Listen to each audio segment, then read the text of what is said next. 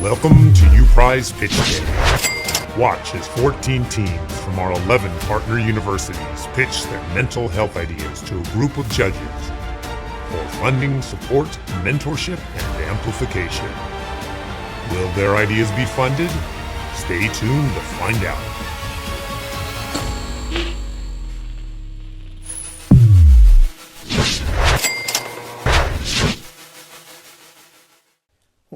Welcome to our first ever U Prize event.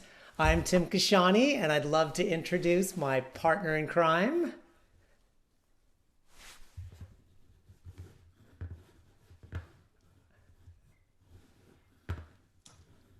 Well, I made the first gaffe, not unmuting. So set the bar for the rest. I'm Cindy Citrone, the founder of Citrone 33.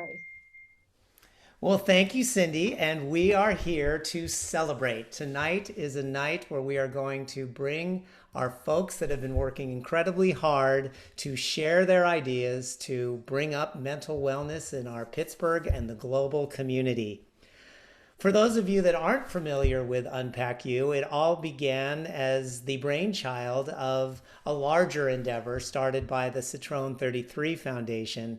And Cindy, can you briefly just tell us about how this all started and why we're here? Sure, Tim. So Citrone 33 has always been committed to do work in Pittsburgh, our hometown.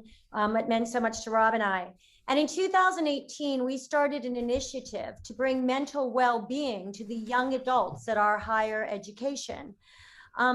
Well, as you can imagine, in spring of 2020, it was crucial that we upped this effort and had to go all in. Thus, Unpack U was born. In our commitment to help you, the students of the Pittsburgh community, find ways to promote your well-being in this challenging times, as well as beyond for your lifetime. And let's help that get started with, let's look at the rules of engagement. So tonight is our celebration, as we mentioned, of U Prize. And there are some short rules to get in. Each of our teams, and there are going to be 14 of them, that have been called down from 50 submissions in here, get a chance to pitch. And they get 2 minutes to pitch our illustrious panel of judges, who you will meet in a moment. And then the judges will get a couple minutes to go ahead and ask some questions. Once the judges ask questions and get clarifications, then we will decide whether or not the funding takes place. However, it wouldn't be a game show without having the special POP.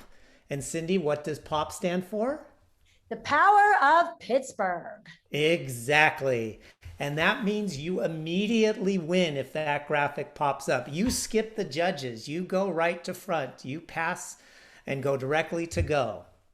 And last but certainly not least, for all of you watching, you get a chance at the end to vote for the team that you want to see get additional $250 in funding towards their grant. That's on top of what they've already won should they win. Tim, let me add, if you do get a POP, not only do you get your instant prize, you get an advisor or a mentor that was selected just for you and your project to help you on your journey. And that's such a great point, because this is the beginning. This is day one of the journey. It's not only funding that we're providing, but we're also bringing the resources, structure, and most importantly, mentors to make sure that these ideas get real. Well, speaking of getting real, let's look at those people that are going to decide whether or not this happens or not. Our judges. Cindy, please make some introductions. Let's introduce you. First of all, Unpack U's very own strategic advisor and wonderful, intelligent mother of four, Mel Armstrong, judging along with her husband, Colby, who you may recognize as a former Pittsburgh Penguin and current commentator. We're so excited to bring you tonight experience who actually built a business from the bottom up in well-being, entrepreneur, fitness leader, and founder of Retro Fitness, Eric Casaberry. From Unpack U's brand new and most exciting partner, the Pittsburgh Technical College, we're excited to bring you the Vice President for Student Affairs and Strategic Enrollment Manager, Rodney Clark. you guys might need some help with your head. This doctor has been doing it for the Steelers for over, well, I can't tell you, countless decades, including helping Juju, Ben, and such. Dr. Maroon, who also is the author of Square One, A Simple Guide to a Balanced Life.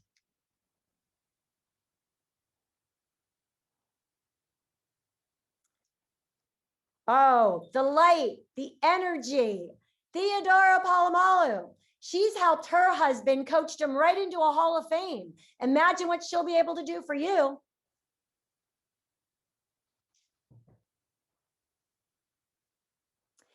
Every project needs strategy, it needs thought, it needs planning. That's why we're bringing you straight from the Milken Institute Center for Strategic Philanthropy in Washington, D.C., Melissa Stevens, their executive director. And finally, our very own Rob Citrone and I will be judging you as well. So there you go, Tim, an extinguished panel to help our contestants. Well, a bunch of amazing judges, and we've got two of the real judges right here in real life, and you're going to get to see all of the judges here in a moment. When we began this process of U Prize, it stemmed from an initiative of empowerment. And through the Citrone Foundation and looking at Embrace Pittsburgh and other endeavors, one of the key factors was we can do things and we can amplify, but when it comes from the ground up, the power of Pittsburgh, that's where we can be a support mechanism as well as something that provides funding, which is important, but giving the people with a voice the chance to use that voice. And I couldn't be more excited to launch us into now our first presentation. So let's get ready for our first team to pop on up here. And we are going to bring them up on stage and they are going to pitch to us. So let's hear it for our team number one of Knit and Sip. Hello, everyone. We are so excited to be our first project to present tonight. We're so excited to be able to bring you our idea. So our program idea is a Knit and Sip program for Robert Morris University. All right, so first off, we want to talk about some of the logistics of our program. It's going to be a remote knitting lesson and also where someone can drink their favorite tea or coffee to relax. This is geared towards students who we want them to relieve stress and also be a creative outlet. We've all seen how stressful this semester can be and how people are just really looking for that creative outlet. So we thought this would be a great program to do that. And what we're going to have them do is knit squares that then can be pieced together for blankets. And we're hoping to donate those blankets to the Children's Hospital of Pittsburgh. So you might be wondering how we're going to accomplish this. With this being said, we are requesting $1,100 to purchase the supplies we need for this event. We would need to be purchasing knitting needles, yarn, and then gift cards of $5 each so the student can purchase the drink of their choice. So the way we plan on carrying this out is that we want to promote this event to our student body through our positions on campus. And then the day of the event, the program will run for about 1 to 2 hours with a knitting instructor who will help to teach our students how to knit. And then the goal is that we'll produce enough enthusiasm and excitement that this will become a recurring program. And finally, the big question, why us, why our team? So the three of us started our journeys as community advisors on campus kind of separately, and the job really brought us together. And what we realized throughout our journey is that we really have a passion for bringing people together on our campus. And so this semester really shed a light on some of the isolation that was taking place on our campus. And we just want to bring some of that energy back to campus and bring some of that life back. So even though people have to stay physically distant, we want to give them the opportunity to kind of be able to knit separately and then see their efforts come together in a bigger part. So that's the conclusion of our presentation, and we'd be happy to take any questions or comments from the judges. Jax, Alyssa, and Megan, congratulations! You have been chosen as a winner to implement Knit and Sip on the Robert Morris campus. We absolutely loved your idea about bringing the community together through knitting and crafting. We are Jason and Amy Richter, founders and designers of Lug. Lug is a lifestyle brand in which we focus on function and fashion in your everyday accessories such as bags, backpacks, and luggage. We are super excited about serving as your mentor and advisor on this project, and we look forward to crafting together. This is our mini trolley, for example, and we thought how perfect a little knitting bag this could be. So we are super excited to be partnering with you and then going along with your journey.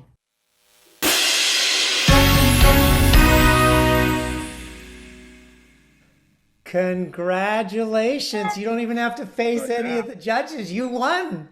Thank you. We're so excited. Yes, you are good to go. So thank you very much. Stick around, Knit and Sip, to see if you've got anything else that's going to be popping up on other awards right here. And all those who are watching, think about that for the People's Choice Award. Lug and Knit and Sip together, that's going to be one great project. All right. Well, if we can now please bring up the next card in our next team, which is our Operation Interfactive. And if we can get that team on board, team, please take it away. Hi, everyone. When I was initially asked to create a pitch for my project, I was excited, but I was also completely anxious. So what did I do? First, I panicked, and then I started stress eating. And I actually turned to one of my weaknesses, which are jelly beans. And as I ate, I thought to myself, am I the only one that's like this? Is this what normal people do? In fact, I actually brought some of my jelly beans with me tonight as a little security blanket.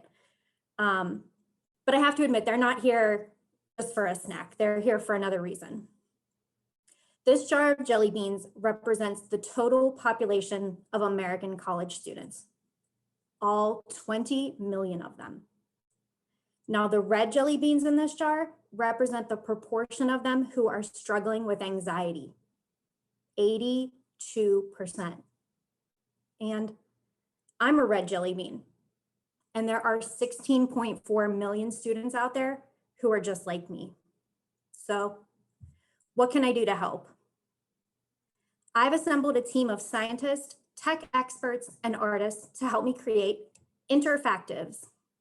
And Interfactives are an online tool where users can interact with information 24/7 whenever they need it to learn about the mental, physical, and emotional aspects of anxiety. Our team has already successfully launched a series of Interfactives about stress, and we host those on the partnership in education.com, and I encourage you to check those out when you have time. We have an established development pipeline that covers Interfactives from ideation through implementation. And in the next year, we're hoping to get 5,000 views on our anxiety Interfactives through improved SEO, social media promotion, as well as partnerships with universities and Unpack U ambassadors. That's a cost of only $2 funding dollars for every person reached. So on behalf of all red jelly beans out there, please consider funding Operation Interfactive. Thank you for your time and consideration. Well, thank you very much. And we will now bring on the judges.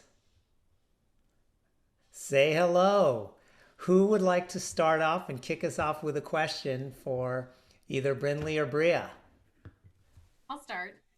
Hi, Brinley. Hi, Bria. Thank you so much for your presentation. And I love the jelly beans. I binge on popcorn, actually, no pun intended, but that's my go-to. So you talked about focusing on anxiety through interactive. What's your call to action? What do you want people to do once they've interacted with your interactive? Sure. So from personal experience, I know that one of the hurdles that you face every day with anxiety is this self-doubt and this idea that you don't want to burden people. And having Interfactives be available 24/7, you don't have to ask someone for that information. You don't have to call a mental health professional or call your doctor and make an appointment. That information is available to you all the time whenever you feel comfortable accessing it. And that information that's there can help you decide if, hey, is this normal, everyday, manageable anxiety that I can do something to manage on my own? Or maybe it is time that I need to seek out some extra help. So giving that information, knowledge is power, and providing that, I think, allows people to understand where they are and when they might need help. Brindley, who provided the content for the Interfactive that the students will look into? Sure. So the current series of Interfactives that we have, which are focused on stress, so a very closely related topic to anxiety, those came from a variety of different sources. So one of our team members is a professor at Duquesne University. His name is Dr. John Pollock. He's a neuroscientist by trade. So we get some direct information from him. We also do research from published academic papers, and that's kind of where my role comes in, is I take the information from those academic papers, I translate it. My background is in secondary education science, so I kind of package that information in an easy to understand format, and then from there, it gets translated by our art department. Excellent, thank you. Yeah. Very good presentation. Thank you very much. All right, judges, we are at time. What do we think?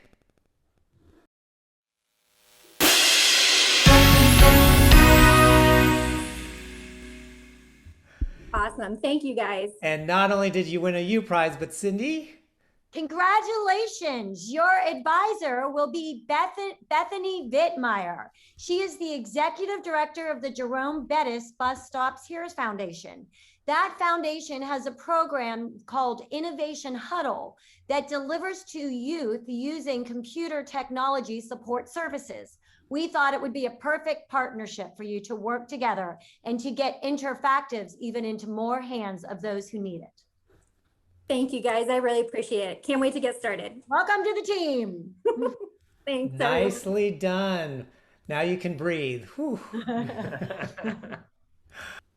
Our next team, please. Can we have team number 3?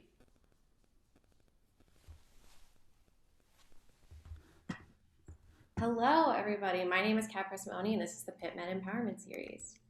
So as Brindley very eloquently demonstrated, anxiety is a huge issue, right? So 55% of medical students in particular report psychiatric issues during medical school, and COVID has only exacerbated this. A 2020 study found that the prevalence of med students identifying anxiety symptoms has actually gone up 50% since COVID started. So students need a way to address their current mental health issues as well as to develop strategies for combating their future anxieties. So the problem is, with the exception at PittMed, there's only one-on-one therapy, which is limited. So students need to learn a better way to work through their anxiety. So I and fellow PittMed student James Newton are developing a series of interactive sessions to teach medical students mindfulness techniques, which will empower them to combat their anxiety now as well as into the future. So a little layout, each session is about 1 hour. We'll do 15 minutes learning and practicing a particular mindfulness technique. So the first few sessions will be art therapy based, doing creative writing and collaging, and we hope to work in meditation eventually. And then the last 10 minutes will be goal setting time. So that'll help motivate the students to incorporate the mindfulness techniques that they're learning during the sessions into their busy daily lives. So we're requesting $1,800 to cover 1 year of sessions, so about 9 sessions at $200 each. And for an example of how that will be spent, we are currently organizing a session with community artist Maritza Mascara, and so that $200 will cover her fee as well as the art supplies for the students. And so we are opening up this to the whole PittMed student body, which is around 700 people, and we will be advertising this via school-wide emails through the Student Affairs Office. So James and I are great people for this job because we're medical students. We're both currently in med school, and we understand the very unique stressors that medical school can present, but we are also both currently in research years. And so what that means is that our schedule is a little more flexible, and we have the opportunity to focus on establishing a program like this. So we'll be initiating this series as part of a medical school wellness committee, and that way future incoming committee students will also be able to sustain the series in future years. So please join us in improving mental health for medical students during this really unprecedented and rough time. and help us empower med students with mindfulness techniques to improve their mental health and our ability to care for our patients now and into the future.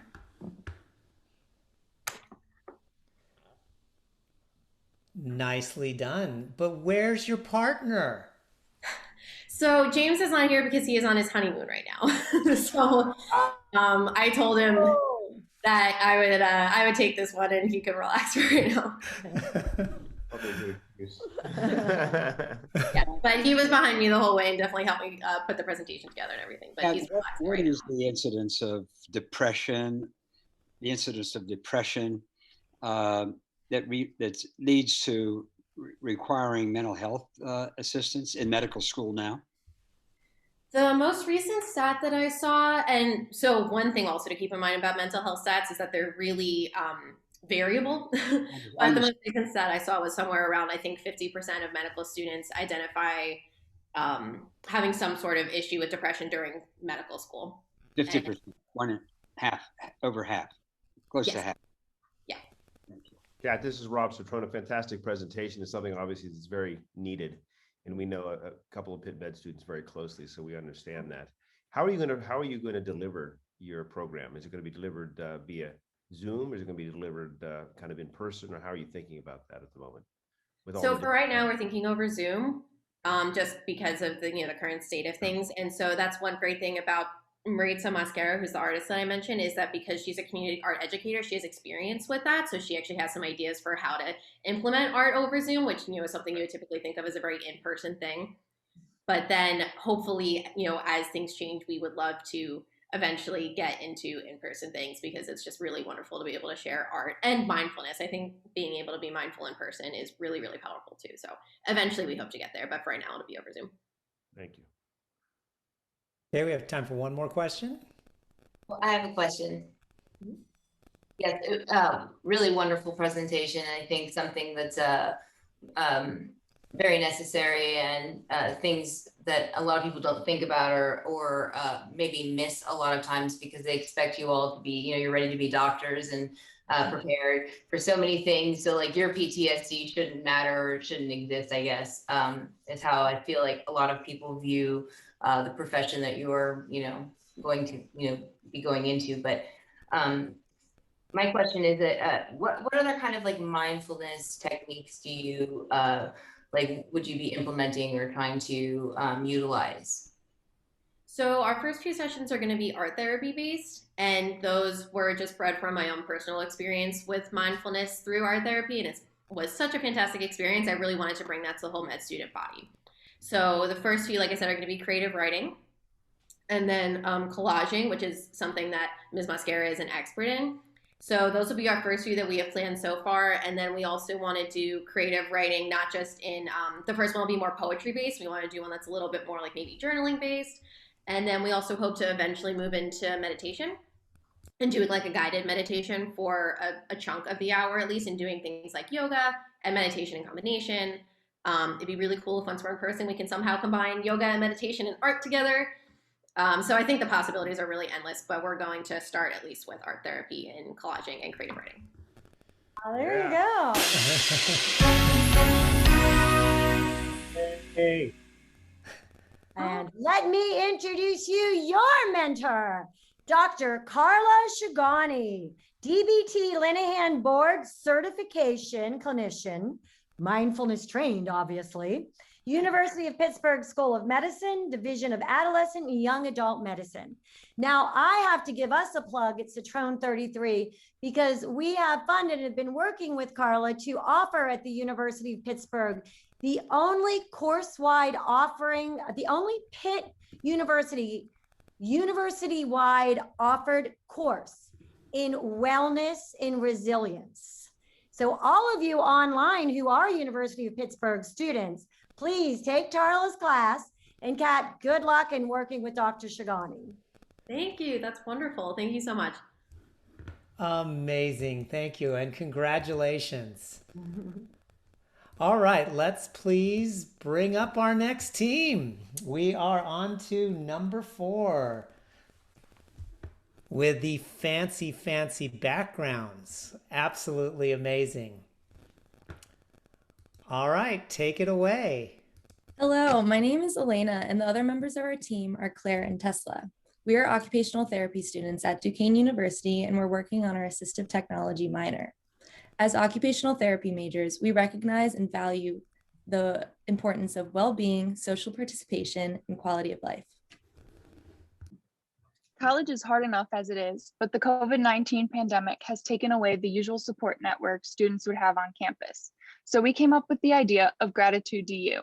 Gratitude DU is more than just an app. It's a way to create a community and facilitate gratitude and a growth mindset on our Duquesne campus. The app will include weekly challenges that users can share to our Gratitude DU Instagram, journals, and activities that will help students incorporate gratitude and mindfulness practices in their daily lives.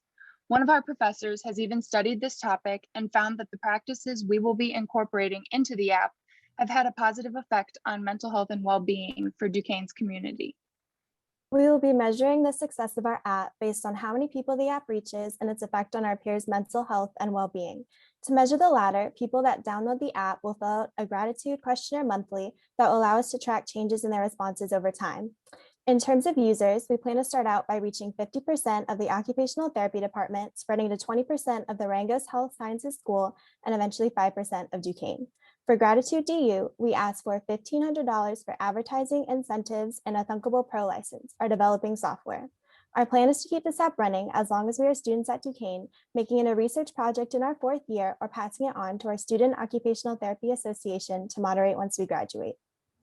We wanted to thank you all so much for giving us this incredible opportunity that has allowed us to develop our skills in assistive technology and occupational therapy practice.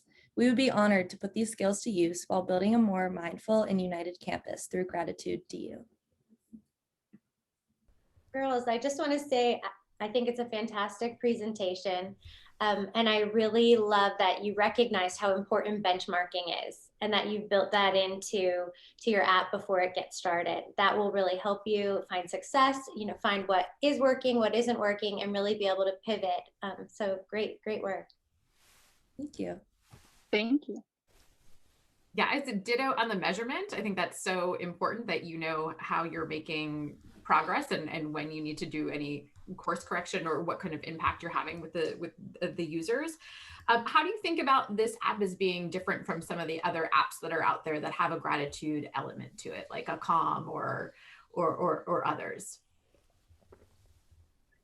I think that our app definitely stands out because it's like a plethora of different resources in one, and it's also particular to Duquesne's campus because we know students on campus, we know that our major in particular and the Rangos Health Sciences School could definitely benefit from this. And we're going to have just a ton of different resources that are going to combine information from different apps that each of us have used personally, like different meditation apps, different playlists, different weekly challenges and activities and journals that are all going to combine to just make people benefit daily from gratitude practice. And one other thing is that we're planning on having a specific Gratitude DU Instagram where people can share their weekly challenges, and that'll be unique to the Duquesne community. So we think that that will really help facilitate a community, and it'll be unique to this app to have that.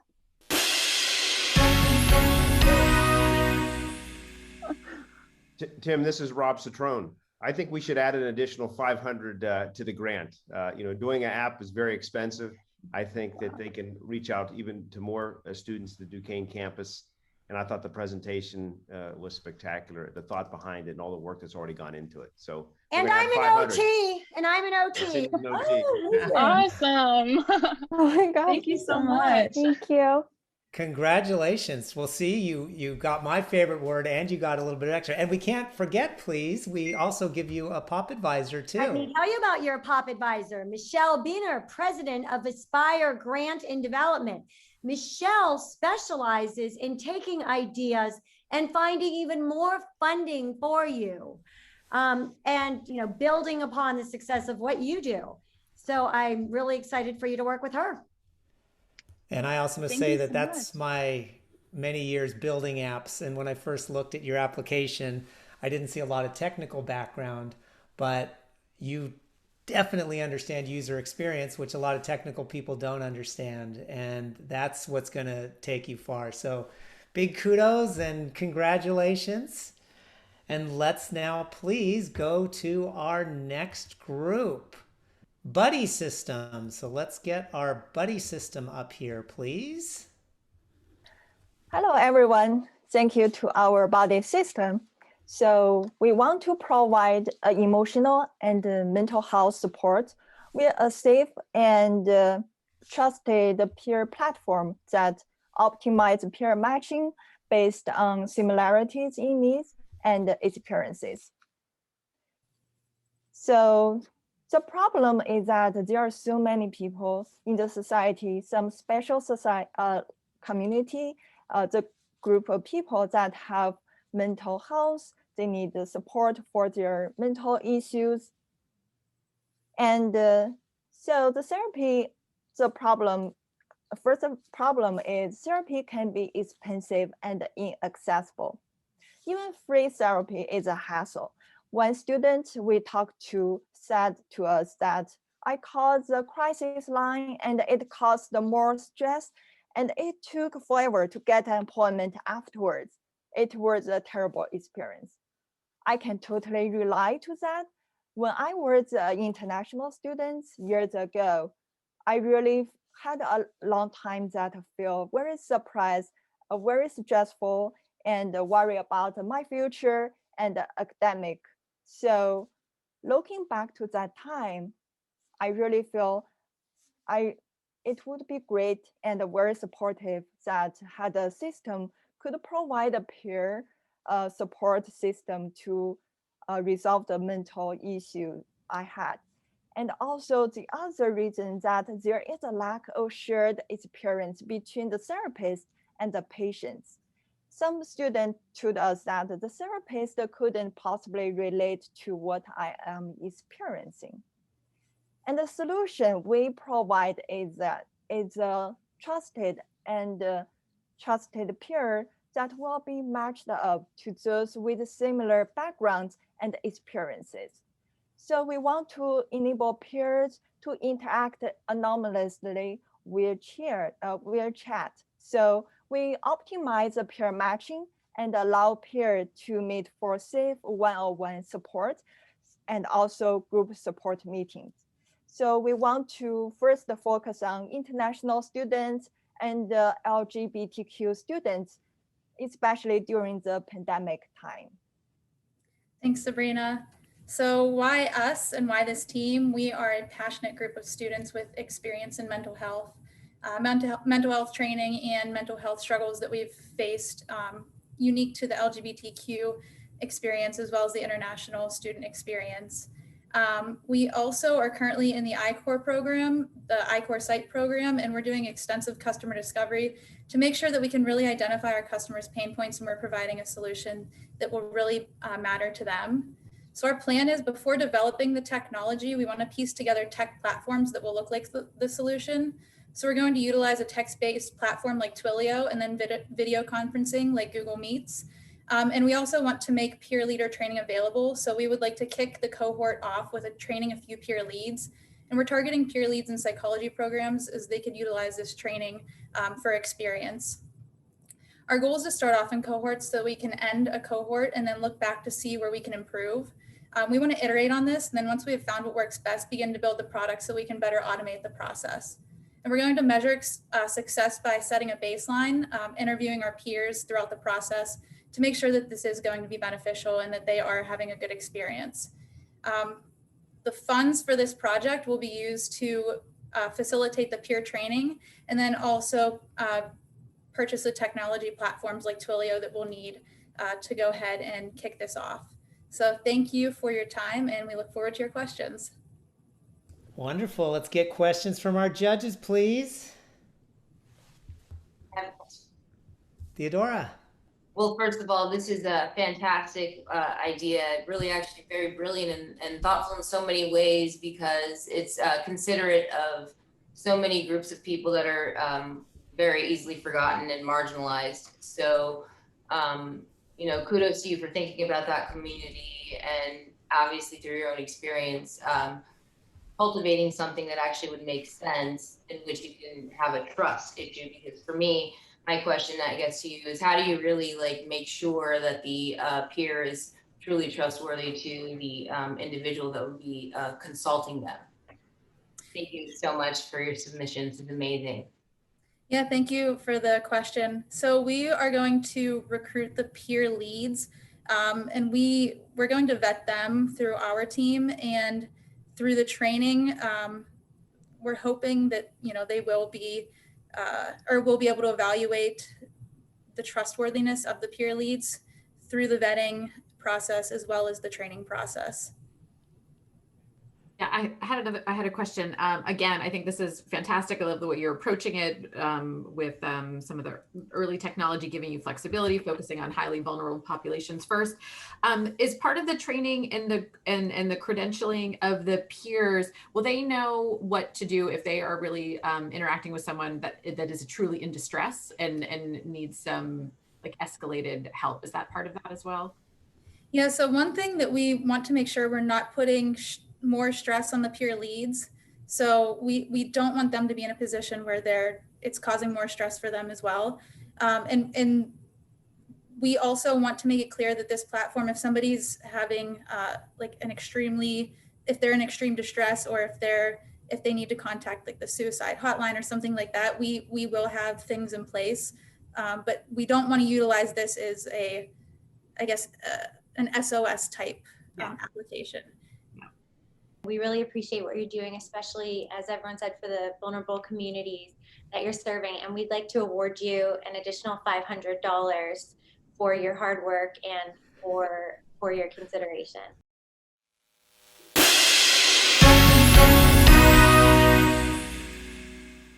Cindy, can you go ahead and introduce their wonderful POP advisor, please? Tim, I'm beginning to see a trend. I'm wondering if thank you all. We really did want to address that issue of not necessarily making you crisis interventions. So we wanted to partner you with Angie Lusk, who is the Students Affair at CMU and can help you address what resources are already out there, if you hit that threshold of someone in crisis. And just use her experience as well to continue to develop this and to serve your community. So thank you very much. Thank you so much. Yeah, thank you. This has been great. All right, let's keep this machine going. We're on to number 6. We've got our Pittsburgh Private Postal. Take it away. Hi, everyone. I would like to thank the judges, Unpack U, and Tim and Cindy for making everything run so smoothly tonight and giving us this opportunity. Hi, everyone. I'd love to introduce you all to Pittsburgh Private Postal. Letter writing has always been about keeping people connected. In a time where we're craving personal connections, I believe a new kind of postal service has the ability to help us meet that gap. Normally, social interactions are a big part of the college experience. Freshmen and sophomore students especially are dealing with an absence of these connections as they struggle to navigate making friends and forming bonds in a socially distant environment. This project allows for students to be vulnerable in an anonymous fashion. It allows them to confide in someone, make a friend, practice cathartic writing, and take a break from technology. My grandfather was a postal worker for 43 years. His entire life was bridging those gaps to help keep connections alive. And 31 years later, I still have the same goal in mind, wanting to help students share their feelings without a fear of stigma or judgment. Financial resources will be used to provide envelopes and stamps to students and for a giveaway of prizes at the conclusion of this project to thank participants and showcase some successful connection stories. The goal is to reach around 50 students at each university, 550 total, using social media campaigns on TikTok and Instagram, as well as email blasts and Google Forms. The project aims to run for a semester, with the revelation of pen pals before the semester ends. The ultimate goal would be to repeat this project again in following semesters, to allow underclassmen to make bonds and share their worries and concerns over non-technological forms of communication. I believe postal still has the ability to help us make connections, and I believe in the impact Pittsburgh Private Postal can have.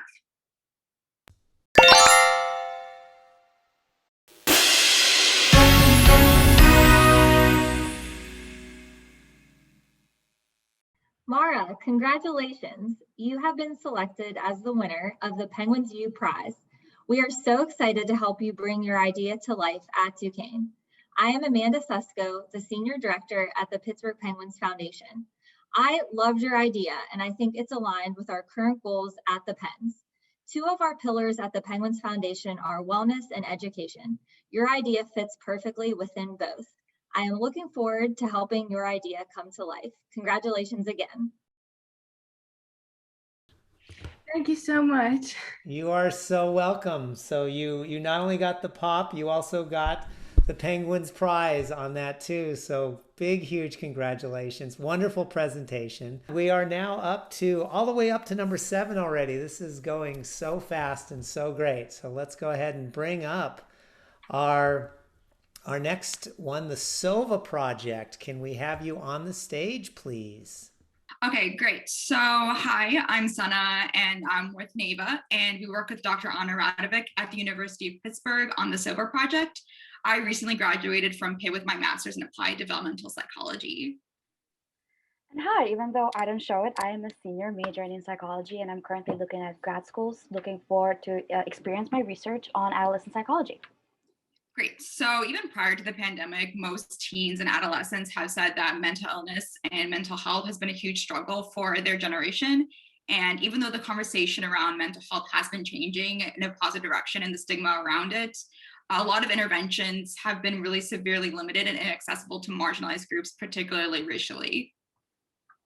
So SOVA is a social media study and intervention designed to give young people a space to safely blog, comment, and partake in discussion about their mental health issues and struggles.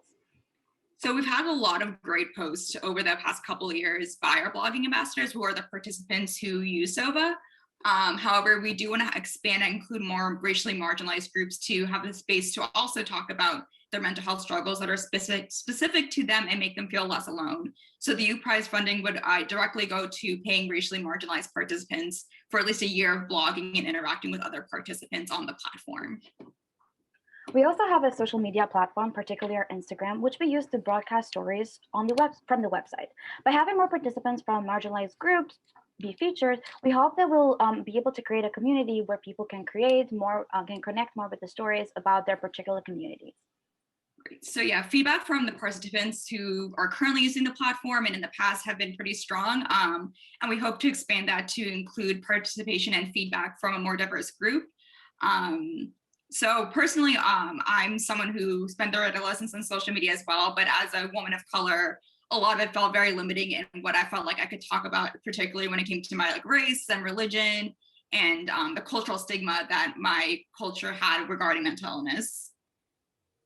Yeah, my experience was quite similar. I moved to the US from Albania when I was 16 years old, and I turned to social media for a sense of belonging. And what I think is very important about SOVA is the fact that we once utilize something that teenagers are really familiar with, being the internet, but we also offer guidance from moderators to provide them with more professional information as well. So as a research study, we primarily used surveys to track participants' feelings and give them a place to offer feedback. So by having a more diverse participant base and a place for us to be able to track how they're doing and using the site and the feedback they provide, we hope to increase this as a more evidence-based intervention and legitimize it as we hopefully expand it further outside the area and the current participants who are using it. Yes, as a low-cost intervention, primary care offices and insurance companies can offer SOVA to participants with very easy accessibility. Users just need to be between the ages of 14 and 26 and have access to the internet to be partakers in it. So yeah, you can check out the site right now at sova.pitt.edu or in the future, or follow our Instagram at SOVA Project. And we thank you and look forward to your questions. How is SOVA funded now? What sort of grant funding do you have to behind the research project? Currently, I think we do have a couple of grants to currently support it. It's mostly used to provide website maintenance and hosting a small team, including moderators. I primarily write the content on the website for a moderator professional sort of view, as well as website support. But we do have a small bit of funding currently right now. So that's good leverage, Cindy, from a philanthropy safety standpoint. Okay. Excellent presentation, by the way. And I just had a real quick question. Yes. How will you know that this program has been successful? Is there some kind of measurement that you have in mind? Yes. So when users first start using the SOVA site, they complete a baseline survey that includes things like the PHQ-9, the SCARED scale, how they use social media now, and their feelings regarding blogging. And they receive a 3-month survey after they join the study, and we compare that as a pre-post survey. And the post survey also includes open-ended questions about asking about feedback and how they feel about the website and how it benefited them. Congrats. And your advisor will be Dr. Ken Nash, who is Chief of Clinical Services at UPMC Western Psychiatric Hospital. You guys, this is the head honcho, the big guy, the deal. He will definitely help you expand your user base and get you out there. He also specializes in, his first love was adolescent psychiatry, as well as providing consulting services to both the Pittsburgh Penguins and the Pittsburgh Steelers. Awesome. Thank you. Up to number 8. This is our virtual mental well-being. So let's have you take the stage, please. Hello, everyone. Thank you for this opportunity. Can you guys hear me? Yes, we can. Okay. So I'll begin by stating that several recent studies have pointed out a growing concern for mental health wellness across the country, and more specifically, our current reality has had an adverse impact on mental health well-being on students, teachers, and most individuals. So more than ever, I believe now is the time to facilitate experiential learning opportunities about mental health and wellness. So from my personal experience as a pre-service teacher, most of the training I received in college is rightfully focused on pedagogy and content knowledge. However, there is minimum hands-on training aimed at tackling mental health issues in classrooms and the general community. So my idea works on closing that gap. So to put this in perspective for you guys, what I experienced in field sessions at practicum sites at different locations in Pittsburgh was very different from what I learned about in my college classes. So most of the children I work with have trauma history or neglect and abandonment challenges. So evidently, their mental well-being is what usually hinders them from excelling academically. So even though I'm not a professional therapist, as a person that directly works with students, I feel the need to equip myself with knowledge and hands-on experience to better understand where my students are and what they need, so I can meet them where they are. So the training will be actually be backed up with a mental health professional that I'm closely working with from Chatham University. And my project integrates pedagogy with virtual simulation to provide mental health training for pre-service teachers and other professionals. The training is designed to meet specific curriculum expectations that enable pre-service teachers to gain hands-on experiences with real-world applications. So it will benefit the community in general and also help students and teachers. The virtual environment will resemble a classroom with 2D avatars, interactive avatars playing the role of students. And the training can easily take place as a live session over Zoom, just like we're doing right now. And by integrating Zoom's video recording feature, the training will then be recorded and then be used to assess trainees or pre-service teachers in this case. So the virtual nature of this training makes it easily accessible and magnifiable. That also goes along with COVID protocols and making it safer to undertake this training. So the starting point will be the student body at Duquesne University's education department. There is a potential to reach 80 to 100 students, individuals from Duquesne per year. So partnering with the education department will make the outreach very much easier. So I'll conclude my pitch with this. Reaching out to pre-service teachers and training them there is an opportunity to indirectly reach out, and impact children as well, and maximize the impact, the positive impact of the project. So that's the end of my pitch. Thank you for listening. Well, thank you very much. Can you give us a practical example of what the experiential training will look like? I know you mentioned Zoom and the avatars and the technology, but walk me through the experience. So it would look like, so when a pre-service teacher or a trainee in this case would walk into this virtual Zoom, they'll just have to follow a link, and that will be sent out from my end. So that pre-service teacher will join in that classroom, and we'll see, just like how we're seeing each other right now. We'll see a classroom of students, maybe three characters in there that will be activated to make the environment just like how the classroom is. So they would imitate some behaviors of students that we might see in classrooms. This would be difficult to do in classrooms, as I said earlier. So that teacher would actually see some of the avatars acting a certain way, or even bringing up trauma or some incidents in their lives that need to be addressed. So the teacher would just have those experiences, and since it will be recorded, and then their professors would have the opportunity to see how that pre-service teacher interacted with those avatars and what they should be doing to improve that experience as well. I just wanted to mention to you, I think that's really incredible, the work you're doing specifically to trauma communities. I think it'd be very interesting to see some of what you're doing in connection with what my foundation does in the city with the Neighborhood Resilience Project, which is about trauma-informed community development, which is about the collaboration and understanding that a lot of communities suffer this kind of trauma, and it affects the way that they emotionally and socially move throughout society, and their social mobility is directly affected by it as well. And it holds them back in many ways. And so we're trying to correct this issue.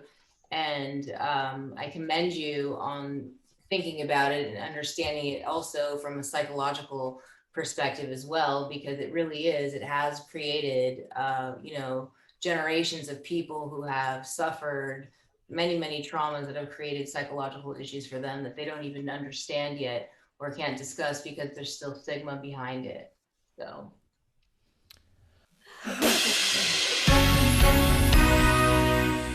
Well, yes. We also have somebody else that we want to introduce here, and I'm going to stop the share because we have that person right here for you right now. Congratulations. We're so excited about this project at Duquesne. This sounds like such an incredible, innovative way of taking a training for pre-service teachers and really teaching them from a trauma-informed lens to support their students.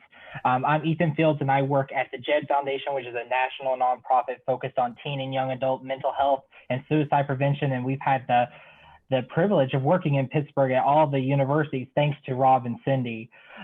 So I'm very excited not only to be working with a Duquesne student and that you're working with somebody at Chatham, but to be able to influence future teachers and to be able to really support the mental health of students in Pittsburgh and beyond. So congratulations. I can't wait to work with you more on this.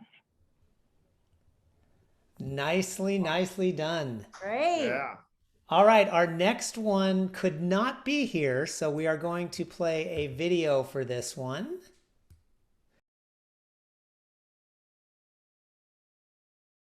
Hello, my name is Melanie Hall, and I am a senior psychology major with a minor at public relations at Robert Morris University. And the idea that I will be pitching today is titled You Matter, Unpacking Race-Based Trauma. So this event would consist of a specialist in race-based trauma coming in to talk about the effects of Black trauma and how it is broadcasted across the media so often. So although this event will be virtual, every student who attends will receive a care package that is intended to help them cope with the heavy content that we will be talking about throughout the program.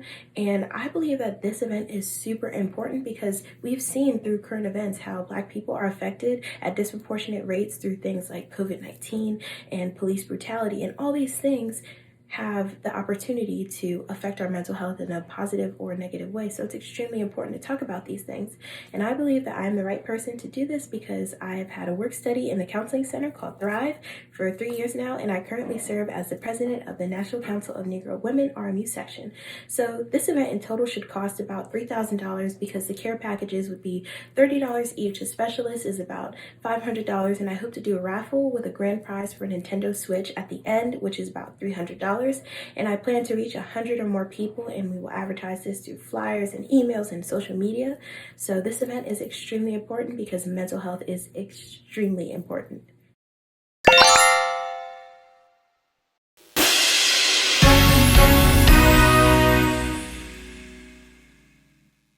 Melanie, congratulations. You've been selected as the winner of the U Prize.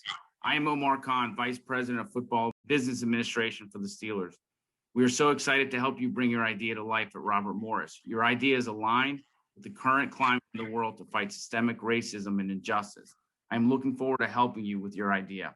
Congratulations. Hi, Melanie. This is Blair Holmes, Director of Community Relations at the Pittsburgh Steelers. I echo Omar's comments. We're so excited for your project. Congratulations. Know that you have a partner in the Pittsburgh Steelers, and we look forward to seeing how your project is going to help so many people in the Pittsburgh area. Congratulations. We called her today to tell her because she was so kind. She couldn't make it tonight because she had night class. And she said, well, I don't want to take this away from anybody else, so I'll rescind my application. And I called her this morning and said, are you sure? Because we really have a lot going on that we would like to share with you. And then we told her and gave her the prize. And she said, can I take back my email? And we said, yes, of course you can. So you now have another amazing, amazing part of the cohort, and also winning that Steelers prize. So well done. Back to our live now. We are up, flying through to number 10. Let's hear it for our Bearcat Breaks. Let's come to the stage, please. Since March of 2020, St. Vincent's College, like much of the world, has felt the isolating effects of COVID-19. I have personally been isolated in a dorm room for the safety of others in our community, and the effects of isolation left me feeling alone and disconnected. But as a Bearcat, I know I can never be alone. At St. Vincent, we are committed to staying connected as a community, even in times of great adversity.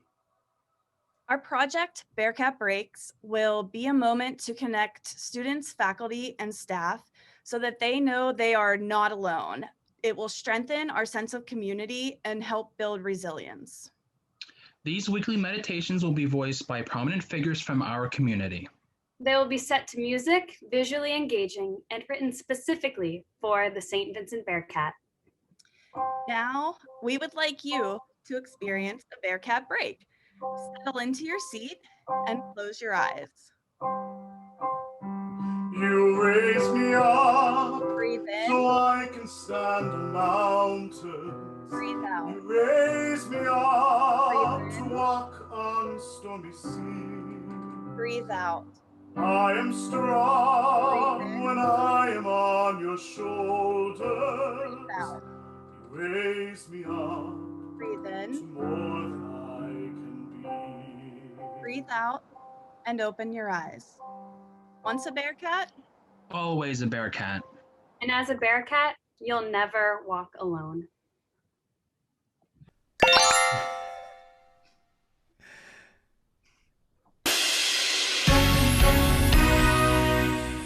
Congratulations, you won, and you get to bypass the judges.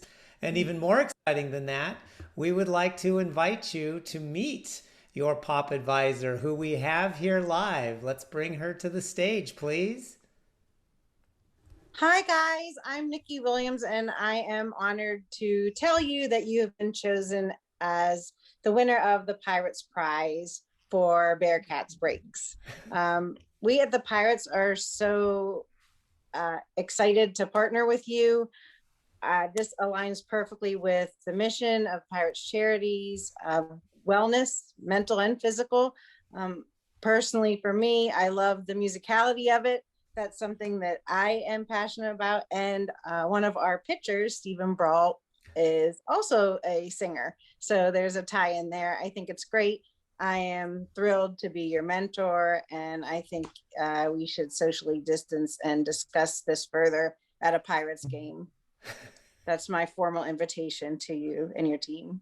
Nikki, didn't baseball invent the 7th inning break? I mean, they did. I might have to go into a Bearcat break. Yes, exactly. Right. We can do lots with this. I'm telling you, I'm very excited and honored. Fantastic. Thank you so much. Thank you. Thank you.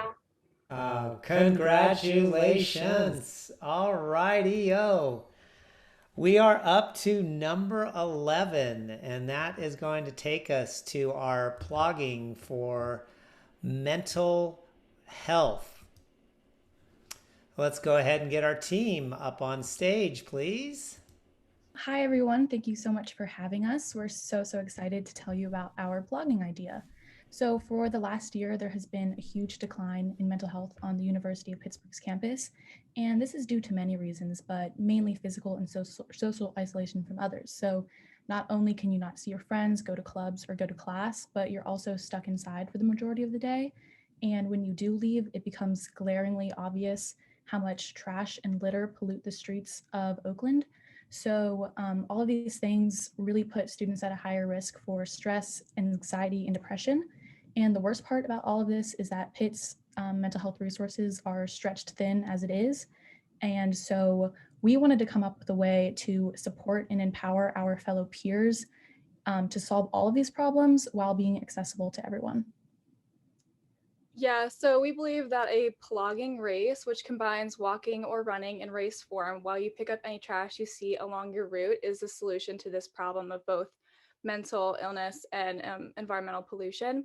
Fitness activities have been proven to positively impact mental health through reducing stress, boosting endorphins, and improving your self-confidence. Plogging specifically targets the environmental health and well-being of our campus and the Oakland community. This race would also act as a fundraiser for mental health awareness and programs in the Pittsburgh area that would directly go back into the community and helping the mental health of students. It would also create a sustainable and accessible community for students of all health backgrounds who want something to do or need mental health support. The social media aspect of this project will give students a place to escape to and people whom they can depend on.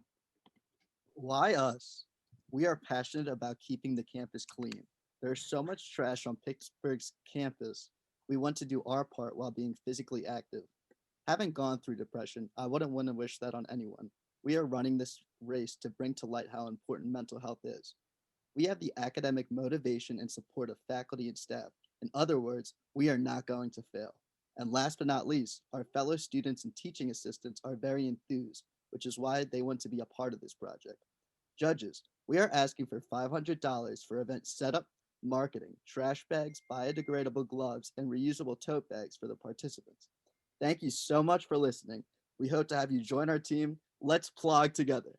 Well, I was so excited about this, and I was doing some research that plogging came from Sweden, which I think is maybe the best thing to come from Sweden since IKEA.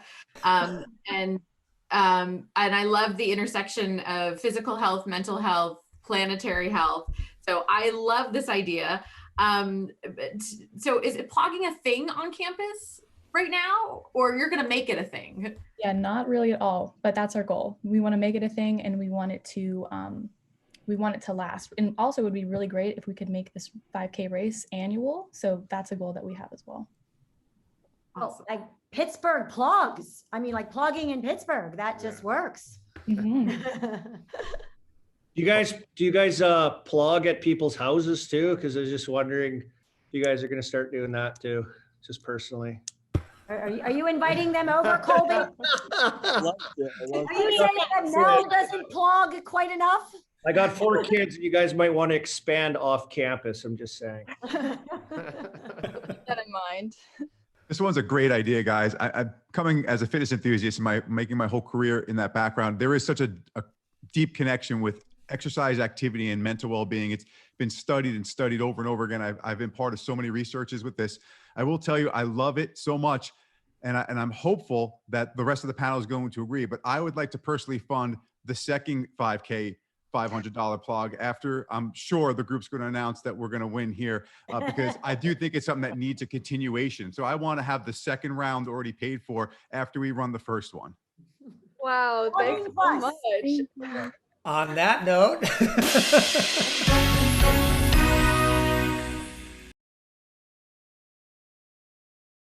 let me announce your mentor, Bernadette Smith. Bernadette is the Assistant Director at the University of Pittsburgh for Community Outreach. We think Bernadette will really, she's responsible for planning the self-care day now that we're currently there. So she's got a lot of experience about how get these events to happen. So I think she'll give you a lot of experience with that. And Eric, we're adding him on to you. Bonus plugger. Nicely Bring done. it to, you know, your gyms and your equipment, you know, plugging around. I love the idea of making plugging, as Melissa said. Thank you. Thank you. Thank you all. All righty. We are flying through this. We're up on number 12 already. So let's go ahead and bring up Phoebe and let's hear what you have to say. Hi, everybody. Okay, let me share my screen here. Let's do this. All right. Struggles in a class as an IEP student. How does this relate to me? So let me share a little bit of background. I am an IEP student and I have dyslexia. That is a learning disability that I have grown up with and was born with. I have trouble with grammar and spelling and punctuation. Growing up, I've had many experiences, especially with teachers calling me out in the middle of class, calling me the worst speller they have ever seen. And they have had my papers for 2 years stating I was an IEP student. I have also watched my sister go through these experiences, my little sister, and she has been laughed at by teachers for not knowing certain concepts or things when it comes to inside the classroom. So, solutions. I want this as more of an educational tool. I want to write a book on IEP students' experiences in the classroom when it comes to teachers and students. I do not want this to bash anybody. This is not to bash anyone's past experiences of how people have dealt with certain experiences when it comes to students with learning disabilities. This is purely an educational tool that I want teachers to take and be like, hey, this is what happened in the past, but we can improve this. Why me? Well, not many people really talk about what happens in the classroom as an IEP student. People usually brush it off or say, okay, let's focus on how these people with learning disabilities are dealing today in everyday life when it comes to transportation or in the workforce, but no one really talks about how they deal with it in our schools. And students are growing and their minds are developing. And this is the most important time to really talk about it and really change something about it. So I am asking for $2,000. This will be put towards editing and publishing this book. I want art implemented. I want a audio book so kids who are visually impaired can listen to. I actually reached out to friends online and I asked for experiences and things they have gone through. And I have gotten tremendous support from friends saying, I want to see this happen. I want to read this. I want to know what's happening to our students with learning disabilities. This right here is an anonymous experience. That at the bottom is what a principal said to a student with a learning disability. Someone who has extra time on assignments was denied this and given a 0 on their project and told that it was an inappropriate message to say that, hey, I don't think I should get a 0 on this. I have extra time. That's what my IEP states. And I don't think I should get a 0 on this. And instead of the principal helping and being like, yeah, I'll help you, he pushed him aside and said, no, I'm not going to help you. And you can go on our cyber program and you can leave. I mean, it's ridiculous. I will say that you can ask questions on this slide. You can ask questions on plans if you have anything about there. Obviously, I haven't gone through everything on that slide, so ask away. I'm going to start because that was very powerful, and I think everybody's catching their breath. I'm sorry. No, I mean, an amazing personal story, and it's what we talk about is that's how we connect as humans. Yeah. So my question for you is, there's a lot that goes into the production side of it to do this. What is your current experience with that, and do you already have partners? I will say that I have support from friends of mine that they want to see this happen. Of course, I am not an expert when it comes to publishing books, I'll be honest. This is something that I really went on a whim with, because I know that when it comes to being an IEP student, it can be scary to share your experience that happens in the classroom. One of the experiences that I shared in a past video was that our IEP class was put into a closet to learn, and we had this small room, a literal janitor's closet to learn in my middle school year. And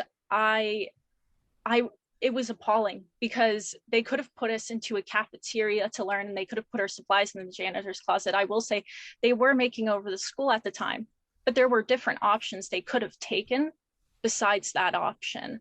I want this to be known, because IEP students don't really have a voice. I am someone who knows that because my older sister was told she was a broken down car while her friends were limousines. It's appalling, and it needs to be known. My little sister is going through these same experiences I went through, and I don't want anyone to continue having these experiences. And that's why I want to put this book together, to be like, hey, this is what's happening. We need to change this, and these are the solutions we can put at the end. So yeah. I don't think we needed any more questions.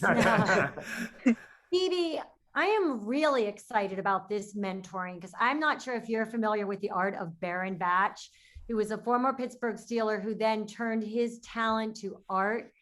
And I think that the two of you working together to find, and creative ways to express and deliver messaging that is not traditional is just going to be so powerful. And this, I mean, like, I'm at a loss of words, which is probably what I should be, because we don't need words. We'll find other ways to express emotions. Yes. Well, and I'm going to jump in here too, Phoebe. The amount you asked for is definitely approved, but you're going to need more when it comes to the production side of things. And we happen to have a production company. So we are going to make sure that this thing sees the light of day. I'm so proud. You don't understand how proud I am, because I've watched my friends go through so many countless experiences, and it's horrible. Thank you. And Phoebe, the sparkles definitely helped. Absolutely. Thank you. Where's the mindfulness? We need a breath right now. Oh, well, wow. Thank you. Let's jump to lucky number 13. Hi, everyone. My name is Julia Reedy. Hi, I'm Carissa Pegg, and we are so excited to talk to you about our project, which is called Wednesday Night Wellbeing. So over the course of the last year, there has been a big problem, and that is the lack of social and physical interactions and the damages it has on well-being, especially in the campus community. And we are proposing a solution that is a shared sensory experience for each participant through various objects that also can help them learn about coping skills and how to take better care of themselves. So our proposal is a 5-week well-being seminar that corresponds to 5 different objects that will facilitate our education on various coping mechanisms. Each week, a gift bag that contains the item will be given to the participant, and we plan on doing it this semester in fall 2021, and each run will consist of 20 participants. Our estimated budget for both runs is $380. So what are the items that are being given? Week 1 is all about overcoming anxious thoughts. So we are giving them a lavender essential oil. Week 2 is all about mediating environmental stressors and body tension reduction techniques. And so we are giving them stress putty. Week 3 is about the importance of sleep. So we are giving them a sleep mask. Week 4, we will be doing mindfulness meditation sensory exercises, which will involve mindful eating with some candy. In week 5, we will conclude with a journal to help them with future coping skills. And we will talk about the importance of writing as a coping skill. So why did we decide to do this? Julie and I are currently roommates, and we met through Greek life on campus. We are both in different majors and in various organizations across campus, and we've seen firsthand how the struggles of the ongoing pandemic have affected many of our peers. We want to be able to provide some stress relief during this very difficult time and to be able to give back to the campus communities who have given us so much and allowed us to become friends and roommates. So our measures of success, they're quite simple, and that is just to be able to help those in the Duquesne community in a way that unifies us in the virtual world that has seemed to divide us even more. We want to be able to share our own knowledge through our respective majors, and so that we can help others and give them that knowledge so they in turn can also help others. And we thank you for this opportunity in general, and thank you all for being here. No questions needed. Thank you. Thank you. All right, and let's bring up our advisor, please, for this one. We have her live on. I'd like to introduce you to the president of the Pittsburgh Post-Gazette, Mrs. Tracy D'Angelo. Take it away, Tracy. Hi, everyone. Congratulations, Julia and Carissa. Not only do I think Wednesday night wellness is a winning idea well presented by two wise women, but I'm very happy to be paired as your mentor and advisor. And I look forward to connecting, helping you amplify your impact. Any words you might need help with, I think I might be good there. And with that, I'd like to offer an additional $500 because I think your idea is going to be so well received. I'd like to support that personally because I think you might need to welcome more people, or you might need some watermelon or water or whatnots to go with some of those things that you're providing. So let me help in any way I can. Thank you. Thank you so Good job, much. Chris and Julia. Thank you. Okay, we have come to our last presenter of the night. And let us bring to the stage, please, number 14, our Real Reveal podcast. You have the floor. All right, first, how's everybody doing? My name is Jalen Falk, and I'll be presenting the Real Reveal podcast. I'm currently a graduate student at Duquesne University, and I'm in the final semester to get my professional MBA from Duquesne. And why me? I feel like why not me? You know, I'm no stranger to adversity. When I was 2 months old, my father was killed. So I had to grow up my whole life without my father being there. And I've lost 2 of my cousins to gun violence. I lost my aunt to breast cancer, and my roommate from college passed away. So I've been through so many things throughout my life, and I find a way to overcome them. So through this podcast, I want to provide the knowledge that I've gained through going through these situations, and just give back to the community. And the issue I feel like is the mental health awareness. I feel like a big thing around mental health is the stigma. You know, so many people struggle in silence, and so many people don't know how to ask for help, or and so many people don't want to seem weak by asking for help. So through this podcast, I want to give people an option to kind of see people talk about real conversations about going through things that they went through in their real life, how they got through it, because a lot of people just don't have that source. And through the solution, by doing my part through this podcast, I want to promote positivity and well-being through dialogue. I want to create an outlet for people that's interested, and I also want to break the stigma through mental health. And with Healing Hurt and Hearts, that's the foundation that I already have going. It's to help people it's to help kids that has already been affected by gun violence, who's lost their parents or family members, who's having hard times going through things such as I did growing up. And this is my support cast. I was so blessed to have an amazing support cast, and I know like a lot of people is not blessed to have a support cast as I had. Here's my family, my girlfriend, my football teammates who I still talk to this day. And And as I said, people don't have that support system as I did. So through this podcast and through things that I'm doing outside of that, I kind of want to be that supportive figure for others, because it can honestly be the difference between life and death. Because at the job I work at, I think a week ago, a kid killed himself because his father had cancer and his mom wasn't in his life. So he didn't know how to cope with it. He didn't know how to reach out to somebody and ask for help. And that kind of touched me a lot because I lost my father when I was young. And, the support cast that I had, they kept me grounded. The faith that they instilled in me in playing sports. I've been playing football since I was 5 years old, and I still play football to this day for the Duquesne Dukes. And my goal with the Real Reveal podcast is to kind of just provide inspiration through everything that I went through. And I just want people to know by having passion, drive, and just having the ability to rebound that you can achieve anything. And the key is just to never give up. And the things that I need for this, the things that I need for this podcast is listed right here, such as a camera, a computer, tripod, lighting kits, just things like that. And I need a editing software, headphones, just different things to make this podcast a success.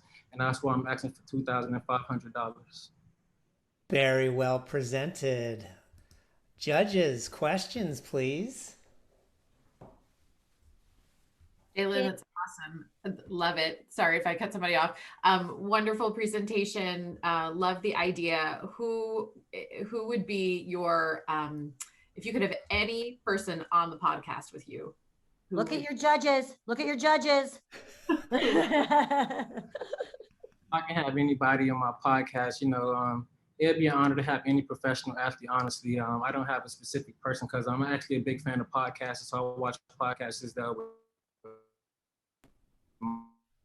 with different professional stars. And I think the big thing with me, knowing so many, I think having conversations with them and having people such as me and people that aren't professional athletes see that people that's in the NFL, NBA still go through these things. So, because a lot of people feel like they're the only one that goes through things like this. So I just want to talk to people that have a platform and build a platform for myself just to let people know that they aren't alone and that they can achieve anything as long as they put their mind to it.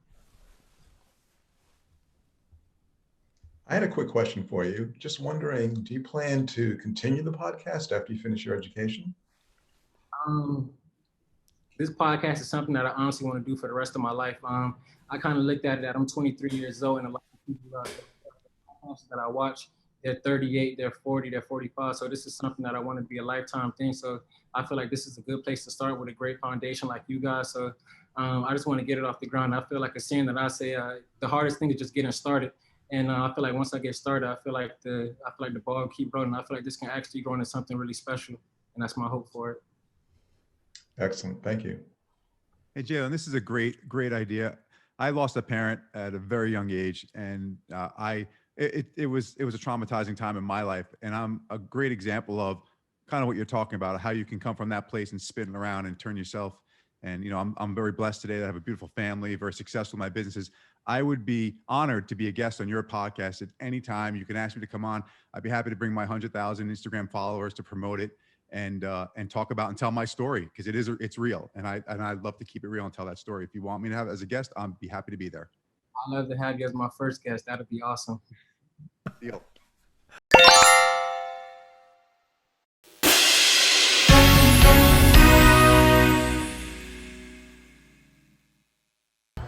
What's up, Jalen? It's Chase Claypool with the Pittsburgh Steelers. I just want to say congratulations. I felt very passionately about everything that you've been doing to promote positivity and well-being through conversation. And I look forward to following you as you bring the voices of the Real Reveal podcast to life. Best of luck, man. I'll be following you. Keep killing it. Claypool out. Hi, Jalen. This is Blair, Holmes, Director of Community Relations at the Pittsburgh Steelers. First, I just want to say congratulations on being the winner for the U Prize competition.